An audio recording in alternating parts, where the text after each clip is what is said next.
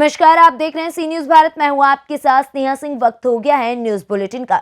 इस बुलेटिन में हम जानेंगे कि क्यों गौ हत्याकांड को लेकर विश्व हिंदू महासंघ के कार्यकर्ताओं ने जिला अधिकारी बादा को सौंपा ज्ञापन और कहां सीडीएस बिपिन रावत को दी गई श्रद्धांजलि। ऐसी तमाम खबरों पर विस्तार से करेंगे चर्चा। तो चलिए शुरू करते हैं खबरों का सिलसिला।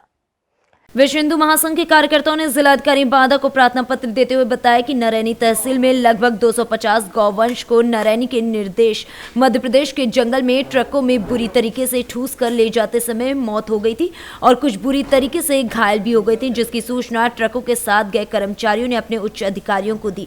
तत्काल उच्च अधिकारियों के निर्देशन पर रातों रात मरी हुई व घायल गायों को जेसीबी मशीन से खोदकर मिट्टी के नीचे दफना देने के फरमान जारी किए गए। आनन फानन कर्मचारियों ने अपने उच्च अधिकारियों का फरमान मानते हुए बेरहमी के साथ गौवंश को जिंदा दफन कर दिया।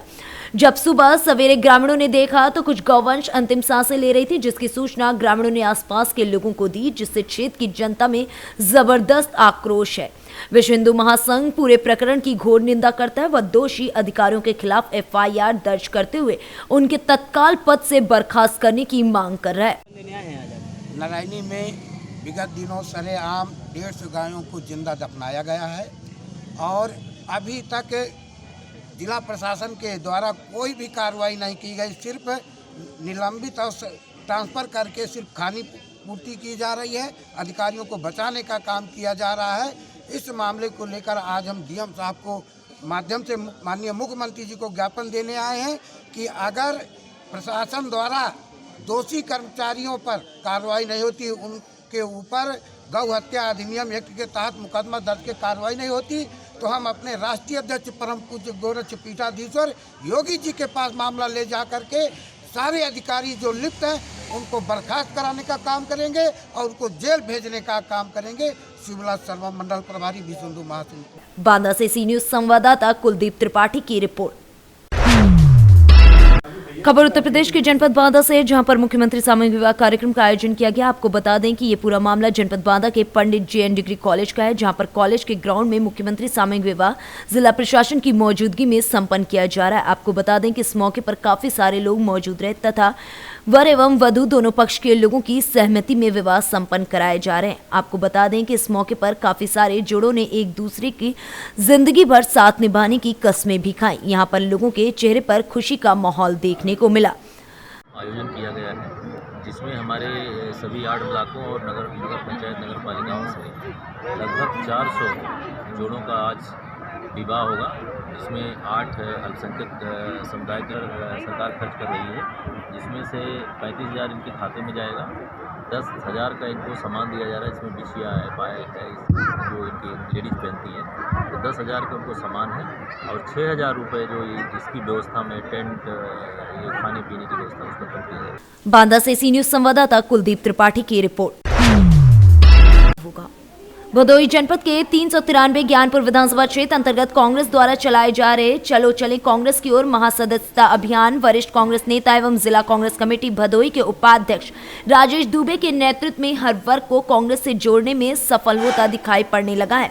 ज्ञानपुर ब्लॉक के अकोड़ा गांव के मुस्लिम बस्ती में आयोजित कांग्रेस महासदस्यता अभियान कार्यक्रम को संबोधित करते हुए राजेश दुबे ने कहा कि यूपी में महंगाई, भ्रष्टाचार, बेरोजगारी, महिला, ब्राह्मण एवं दलित अल्पसंख्यकों पर हो रहे अत्याचार सहित जातिवाद से प्रियंका गांधी के नेतृत्व में कांग्रेस ही निजात दिलाने में सक्षम है। इस अवसर पर कांग्रेस की प्रतिज्ञाओं का उल्लेख करते हुए राजेश दुबे ने उपस्थित जन समुदाय को बताया कि उत्तर प्रदेश में कांग्रेस की सरकार बनने पर कक्षा 12 की छात्राओं को स्मार्टफोन और ग्रेजुएशन में नामांकित छात्राओं को स्कूटी प्रदान की जाएगी। किसानों का कर्ज माफ होगा, बिजली का बिल हाफ होगा और कोरोना काल के बकाये को साफ किया जाएगा। 20 लाख नौजवानों को सरकारी नौकरी दी जाएगी, जिसमें महिलाओं की भी भागीदारी होगी।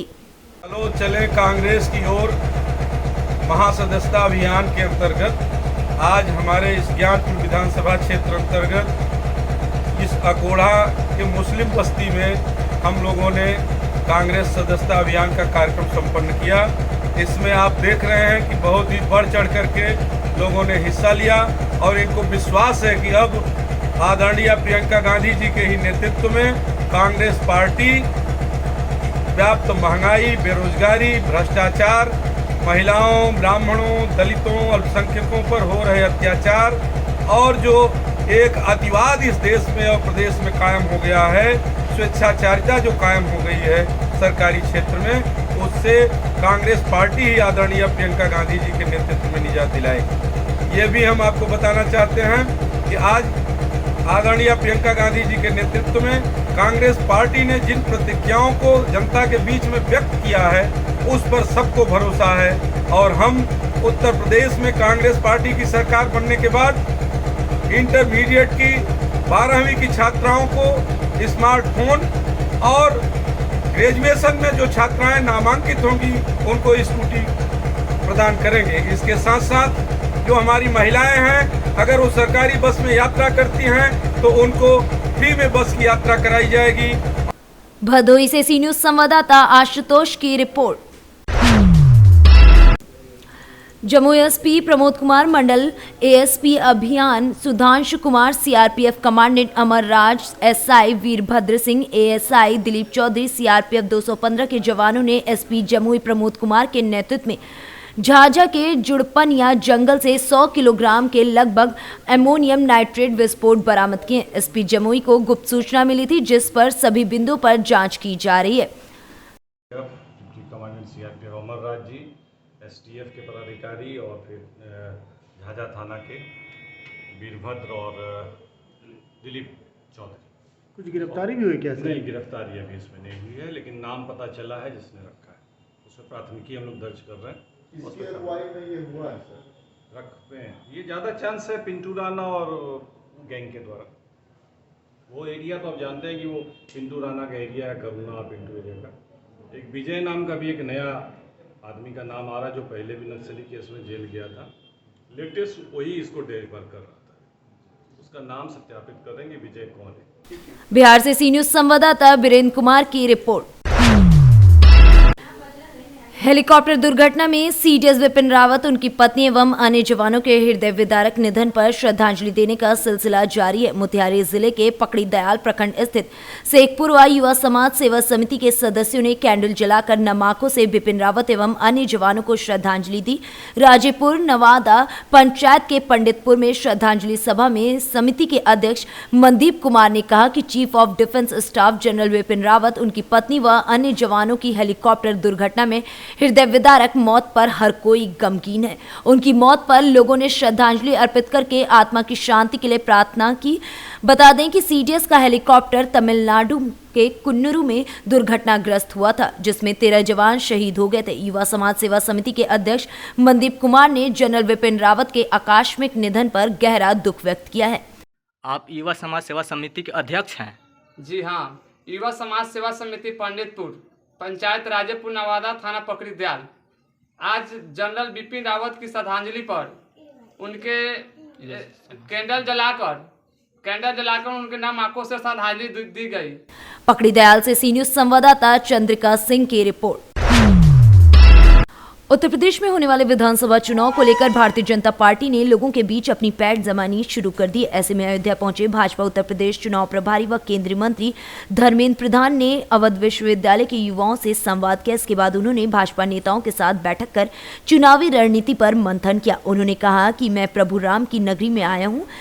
यहाँ कहा जाता है कि प्राण जाए पर वचन ना जाए।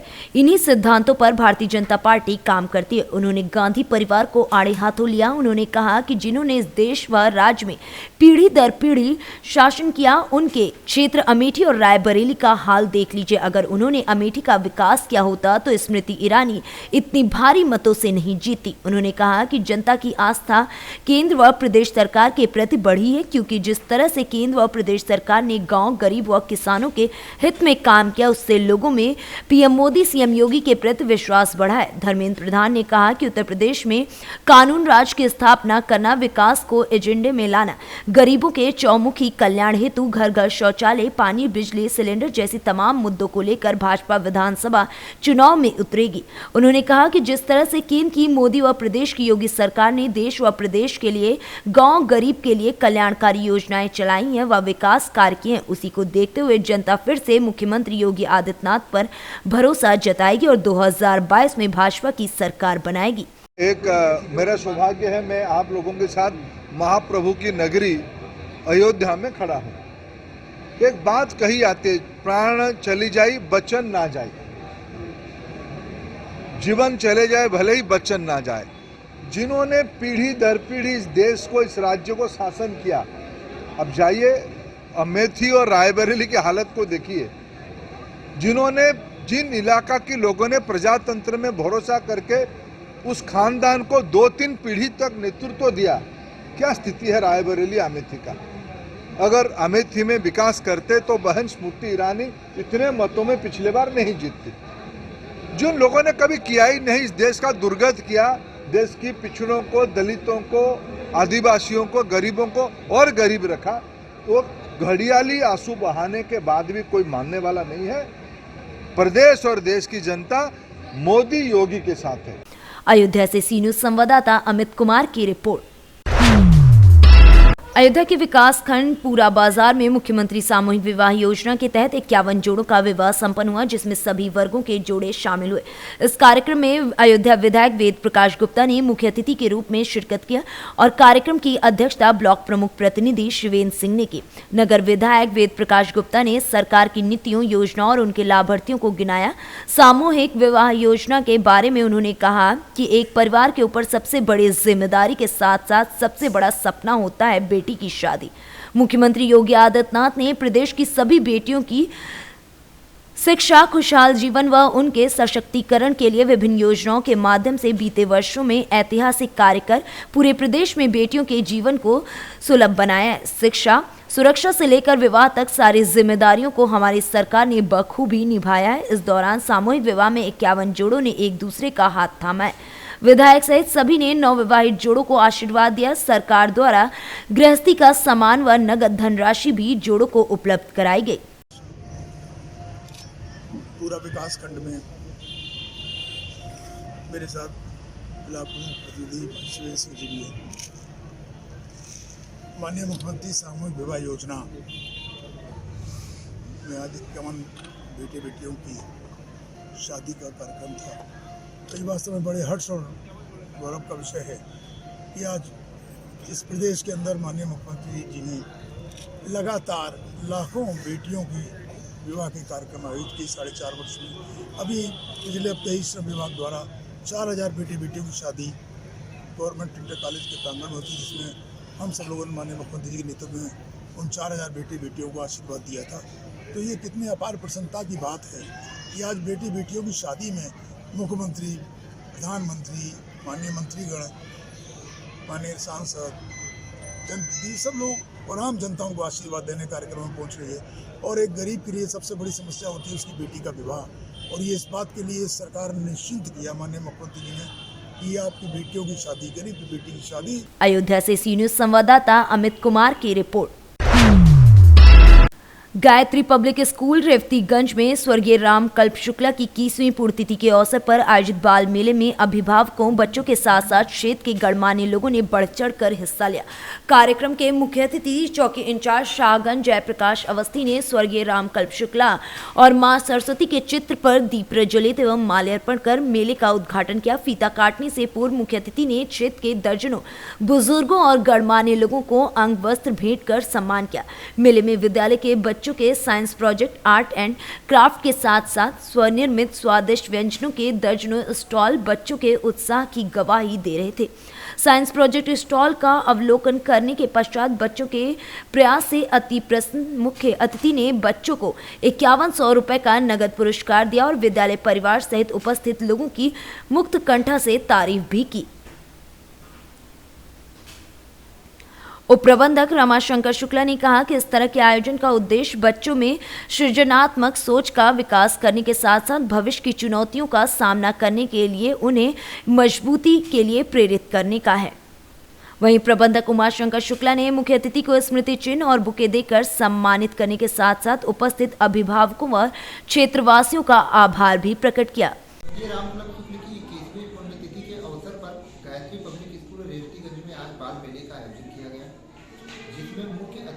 चौकी इंचार्ज शाहगंज थे। कार्यक्रम के उद्घाटन से पूर्व चौकी इंचार्ज महोदय ने क्षेत्र के बुजुर्गों को अंगवस्त्र प्रदान कर उनका सम्मान किया। तत्पश्चात फीता काटकर मेले का उद्घाटन किया। विद्यालय के बच्चों ने विभिन्न तरीके के साइंस प्रोजेक्ट के साथ साथ आर्ट एंड क्राफ्ट और स्वनिर्मित फूड स्टॉल लगाए थे।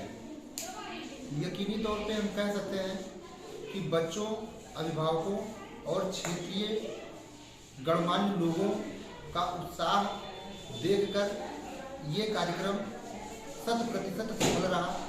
कार्यक्रम का मुख्य उद्देश्य बच्चों में एक आमंत्रण पर हम यहाँ पर ये भव्य मेला बच्चों का प्रोग्राम देखने का अवसर मिला और वास्तव में जो आज के युग में हमारे बच्चों को एक मनोवैज्ञानिक तौर से उत्साहित करने का अवसर देना चाहिए, वो हमारे शुक्ला जी दे रहे हैं। और इस मेले को देख करके हमें अथाह प्रसन्नता हुई और हमारी शुभकामनाएं बहुत हैं कि शुक्ला जी को इसी तरीके से आगे भी भविष्य में ज्ञानोत्सव होता रहे, इस तरह के कार्यक्रम कराते रहे, सिर्फ क्षेत्र के बच्चों को व आने वाले आसपास के। अयोध्या से सी न्यूज संवाददाता सुनील तिवारी की रिपोर्ट। प्रधानमंत्री के बलरामपुर आगमन पर आज जन सैलाब उमड़ा। वहीं सरयू नहर परियोजना का लोकार्पण करने प्रधानमंत्री मोदी आए हुए थे। आज बलरामपुर जिले के हरिहरगंज में प्रधानमंत्री को सुनने के लिए जन सैलाब देखने को मिला। पहले तो प्रधानमंत्री ने सरयू नहर परियोजना का लोकार्पण किया, उसके बाद उन्होंने जनसभा को संबोधित किया। प्रधानमंत्री ने लोगों को संबोधित करते हुए कहा कि ये परियोजना पिछले 40 वर्षों से लटकी हुई थी। पिछली सरकारों ने इस पर ध्यान नहीं दिया। इस परियोजना से किसानों को काफी लाभ मिलेगा। प्रधानमंत्री को सुनने के लिए मैदान में खचाखच लोग भरे हुए थे। भीड़ को नियंत्रित करने में प्रशासन के पसीने छूट गए, लेकिन प्रशासन के कठिन परिश्रम के कारण कार्यक्रम कुशलतापूर्वक संपन्न हुआ। सभा को प्रधानमंत्री के अलावा मुख्यमंत्री योगी आदित्यनाथ, उप मुख्यमंत्री केशव प्रसाद मौर्य, राज्य मंत्री पलटू राम, शैलू सिंह, राम प्रताप वर्मा, कैलाशनाथ शुक्ला आदि लोगों ने संबोधित किया। बलरामपुर से सी न्यूज संवाददाता जेपी त्रिपाठी की रिपोर्ट। जिला स्थापना दिवस के अवसर पर जिलाधिकारी सुनील कुमार यादव एवं पुलिस अधीक्षक हरकिशोर राय ने बालिकाओं की प्रभात फेरी को हरी झंडी दिखाकर रवाना किया। उत्सव एवं उत्साह के वातावरण में प्रभात फेरी के साथ जिला स्थापना दिवस कार्यक्रम का आगाज हुआ। कमला बालिका विद्यालय की बालिकाओं ने अपने बैंड के माध्यम से सभी को मंत्रमुग्ध कर लिया। वहीं जिलाधिकारी सुनील कुमार यादव ने उपस्थित हजारों लोगों को शपथ दिलाई कि मैं शपथ लेता हूं कि शराब का सेवन नहीं करूंगा, क्योंकि शराब सेहत के लिए हानिकारक है और दूसरों को भी शराब से दूरी बनाए रखने के लिए प्रेरित करूंगा। जिलाधिकारी सीतामढ़ी ने कहा कि हम सभी ठानते हैं कि नशा मुक्त बिहार बनाया जाएगा। स्थापना दिवस पर आयोजित कार्यक्रम में सेल्फी जोन में काफी संख्या में लोग फोटो खींचकर सीतामढ़ी के उक्त संदेश को सोशल मीडिया में 50वां जिला स्थापना दिवस पर डुमरा स्टेडियम में पौधारोपण कार्यक्रम के दौरान सफल बनाने में उपस्थित रहे। जिलाधिकारी एसपी सहित वरीय अधिकारियों ने 50 पौधे लगाए। देखिए, सीतामढ़ी सीता माता की ठीक आज से 50 वर्ष पहले जिला के रूप में उसको बनाया गया। उसी हम 50वें वर्ष का गोल्डन जुबली है, उसको हम लोग सेलिब्रेट कर रहे हैं और विभिन्न कार्यक्रम आयोजित किए हैं। सुबह 8:30 से हम लोग प्रभात फेरी बालिकाओं को निकाली, उसका साइकिल रैली और तमाम कार्यक्रम आप लोगों ने कवर किए हैं, देख रहे हैं। और ये कार्यक्रम समस्त पूरे वर्ष भर हम लोग इसको मनाएंगे। आप सब अवगत हैं कि कोरोना के कारण हम लोगों ने ये जो कार्यक्रम है थोड़ा संक्षिप्त और सांकेतिक रूप से किया है, बट परंतु लेकिन बहुत सारे कार्यक्रम हमारे लाइनअप रहेंगे। वर्ष भर हम लोग स्मारिका भी निकालेंगे, अन्य तरीके के कार्यक्रम भी हम लोग आयोजन करेंगे। तो आप लोग आग्रह है कि आप उन सबको कवर करिएगा और माननीय मुख्यमंत्री जी का जो आह्वान है नशा मुक्ति का, वही हमारी थीम है और वही भी हम लोग जो हमारा जो स्थापना दिवस है उसकी मुख्य जो थीम है उसको हम नशा मुक्ति सीतामढ़ी बना रहे हैं। सर, कितने जगह जाएगी टीम? अभी करीब पूरे जिला में 340 जगह पे हम लोग नुक्कड़ नाटक की टीम भेजेंगे और हर जगह जाके वो लोगों को अवेयर करेंगे, उनको जागरूक बनाएंगे कि किस तरीके से हम लोग नशे के शिकंजे से हम लोग। बिहार से सी न्यूज संवाददाता अविनाश कुमार की रिपोर्ट। फिलहाल इस न्यूज बुलेटिन में बस इतना ही। देश विदेश की ऐसी तमाम खबरों को देखने के लिए बने रहें सी न्यूज भारत के साथ।